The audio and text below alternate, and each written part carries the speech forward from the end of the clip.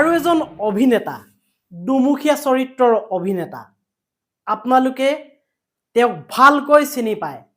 অসমীয়া জাতিৰ গাদ্দাৰ বুলিও ক'ব পাৰি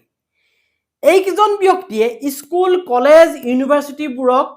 টাৰ্গেট কৰি লয় সিনেমা প্ৰমোচনৰ কাৰণে আৰু সেই সিনেমা প্ৰমোচন কৰে ক'ত স্কুল কলেজ ইউনিভাৰ্চিটিত আৰু এটা সময়ত বহুত কন্ট্ৰভাৰ্সি হৈছিল এই বিষয়টোত যে স্কুল কলেজবোৰত কিয় সিনেমা প্ৰমোচনৰ এটা আহিলা বুলি ধৰা হৈছে য'ত শিক্ষা দিব লাগে শিক্ষা অনুষ্ঠানত কিন্তু তাত এটা ব্যৱসায়িক পৰিৱেশ সৃষ্টি কৰা হয় এজন ব্যক্তিয়ে কোৱা মনত আছে যদি সিনেমা তাত প্ৰমোচন কৰিব পাৰি সিনেমা চাওক চাওক বুলি ক'ব পাৰি এটা ব্যৱসায়িক পৰিৱেশ যদি তাত গঢ়ি তুলিব পাৰি তেনেহলে ময়ো যাম কলেজ এখনত গৈ মই আলু দাইল বিকিম গেলামালৰ দোকান লৈ যাম এনেকৈ বুলি কৈছিলে গতিকে মই আপোনালোকক ক'বলৈ বিচাৰিছো যে আমি যিসকলে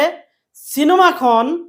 স্কুল কলেজত প্ৰমোচন নকৰিব বুলি যে চিঞৰি থাকো ঠিক তেনেকুৱা এখন সিনেমাই হৈছে দাদাগিৰি যিখন সিনেমাই স্কুল কলেজত অৰ্থাৎ শিক্ষা অনুষ্ঠানত বা ইউনিভাৰ্চিটি নিৰ্বাচন কৰি লোৱা নাই তেওঁলোকে প্ৰমোচন কৰিবৰ কাৰণে তেওঁলোকে হয় টিভিত তেওঁলোকে দিছে প্ৰমোচন কৰিছে বিজ্ঞাপন বজাইছে পেপাৰত কৰিছে কিন্তু শিক্ষা অনুষ্ঠানক তেওঁলোকে টাৰ্গেট হিচাপে লোৱা নাই এটো এটা প্ৰশংসনীয় পদক্ষেপ দাদাগিৰি হোল টিমৰ কাৰণে দাদাগিৰিৰ গোটেই হোল টিমক মই সেলুট দিছো আৰু আমাৰ অসমৰ ৰাইজেও সেলুট দিব লাগে তেওঁ স্কুল কলেজক নিৰ্বাচন কৰি লোৱা নাই তেওঁলোকে প্ৰমোচন কৰিবৰ কাৰণে দাদাগিৰিৰ দৰে এখন সিনেমা যেতিয়া আপোনালোকে হলত চাবলৈ যাব অলৰেডি হলত চলি আছে দাদাগিৰি মই আপোনালোকক প্ৰথমতে দেখালোৱে দাদাগিৰি গতিকে তাৰ এটা সৰু ক্লিপ মাত্ৰ মনোৰঞ্জনৰ কাৰণে লগাই দিছো চাওক আজিকালি যে মানুহবোৰ নহয় একেবাৰে লাজ শৰম এইবোৰ নোহোৱা হ'ল গৰুতকৈও গৰু ঐ ঐ ঐ কাৰ লাজ শৰম নাইকিয়া হ'ল ৰাস্তাৰ দাঁতিত যিয়ে কুকুৰৰ দৰে থিয় থিয় মুতি আছে তাৰ মানে মোৰ মুতিব লাগিলেতো মুতিমেই মইতো হৰণ ভোজন লোৱা ভকত নহয় যে বহি মুতিম সেই বুলি কি ৰাস্তাৰ কাষত এনেকৈ থিয় থিয় মুতি থাকে তেনেহ'লে কেনেকৈ মুতিম তই মুতি দেখাবি এনেকুৱা ধৰণৰ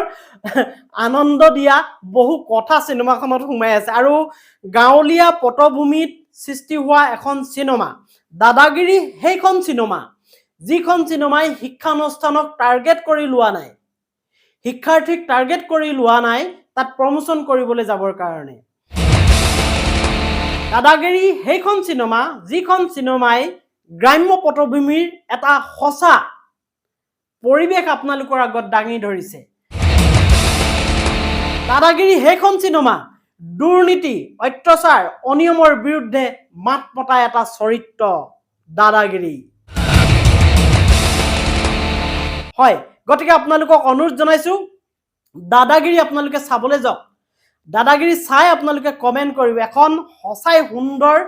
প্ৰতিচ্ছবি পাব তাত আপোনালোকে স্ক্ৰিপ্ট ভাল পাব আপোনালোকে অভিনয় ভাল পাব তাত মিউজিক গান যিবোৰ আছে আপোনালোকে ভাল পাব গতিকে মই আপোনালোকক অনুৰোধ জনাইছো দাদাগিৰি চাওক হলত চলি আছে অলৰেডি আপোনালোকে অনলাইনো বুকিং কৰিব পাৰে নহলে অফলাইন গৈও আপোনালোকে তাত টিকট কাটি আপোনালোকে চাব পাৰে মানে দাদাগিৰি খুব এখন সুন্দৰ সিনেমা আছে আমি অসমীয়া যিসকলে গালি পাৰি থাকো যে শিক্ষা অনুষ্ঠানক টাৰ্গেট কৰি নলব আপোনালোকে সিনেমা প্ৰমোচনৰ কাৰণে বুলি কৈ হেসকল ব্যক্তি ওলাই আহক আজি এই দাদাগিৰি সিনেমাখন চাবলৈ চালেহে বুজি পাব দাদাগিৰিয়ে কি এটা কথা আমাক কৈ গৈছে অসমীয়া জনজীৱনৰ কি এখন প্ৰতিচ্ছবি দাঙি ধৰিছে কি এটা সুন্দৰ নিদৰ্শন দাঙি ধৰিছে অভিনেতাসকলে কি এটা সুন্দৰ কণ্ঠ তাত উজাৰিছে আমাৰ যিসকলে গীত গাইছে যিসকলে মিউজিক কৰিছে সুন্দৰ দৃশ্যগ্ৰহণ হৈছে গতিকে দেৰি নকৰিব ওচৰৰ সিনেমা হলত আপোনালোকে যাওক অলৰেডি এই সিনেমাখন চলি আছে সিনেমা হলত আপোনালোকে অনলাইনে হওক বা অফলাইনে হওক আপোনালোকে টিকট সংগ্ৰহ কৰি সিনেমাখন চাওক আৰু এটা ফেসবুকে হওক বা সোশ্যাল মিডিয়া যিকোনো সোশ্যাল মিডিয়াত আপোনালোকে এটা ৰিভিউ দিয়ক ঠিক আছে দিয়ক ভিডিঅটো এটা সামৰিছো কিন্তু সিনেমাখন চাবলৈ নাপাহৰিব অসমীয়া সিনেমা স্কুল কলেজত কি কৰা নাই প্ৰমোচন কৰা নাই এই কথাটোকে ক'লোঁ